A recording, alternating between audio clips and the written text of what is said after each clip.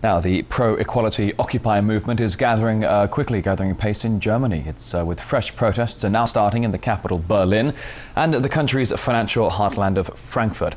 Thousands are set to join these demonstrations, seeking to draw attention to rampant corporate greed and the increasing poverty of the masses. The German Occupy movement has also made significant steps in legitimizing itself, having earned the support of two major political factions.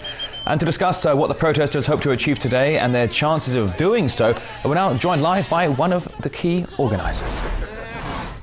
Hello. Max Bank, a spokesperson for the Pro-Equality Attack Germany group. Mr. Bank, thank you for coming on the programme today. Just to start with, can you just tell us what exactly are you protesting against today, and do you believe that your voice will be heard? We are today here in Frankfurt and in Berlin, encircling the government quarter and the banking quarter in order to make a clear sign that democratic societies can no longer tolerate systemically relevant banks that can suppress our societies. Now, is your movement, though, really representing the popular voice? Germany is one of the few countries that's done okay for itself, even through the 2008 crisis and the latest euro crisis.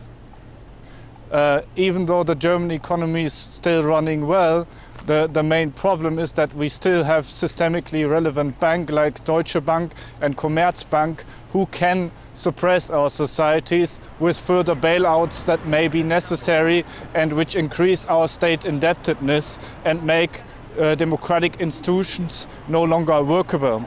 Now, we've certainly seen the Occupy movement in Wall Street, in New York, with many there calling for basically a restructuring of Wall Street. But is it possible, though, is it just possible that you could be exaggerating the corporate greed in Germany? Just this August, a German group of millionaires and billionaires of the Wealthy for a Capital Levy group, they volunteered to pay additional taxes to deal with the euro crisis. I mean, anywhere else that would be unheard of.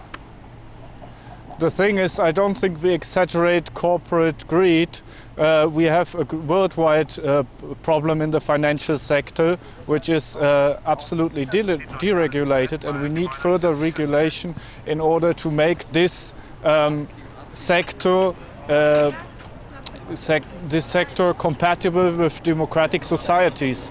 Otherwise, we will always see such measures as the enlargement of the EFSF that we saw a couple of weeks ago here in the German parliament, pushed through within days. And this cannot be compatible with a democratic society which wants to think about its decisions. Well, you bring up the ideals of democracy here, and there are certainly many people around the world that say that many governments are in bed with the big bankers and the big industry, the big corporations. But if I may, Germany has been shouldering quite a lot of the bailouts for struggling members of the Eurozone. What do you make of Angela Merkel's bailout policies? Well, I think bailout policies were necessary in 2008 and 2009, but they were without conditions. And we need clear conditions for those banks who were bailed out. And that hasn't happened in Germany. That's what we criticize, basically.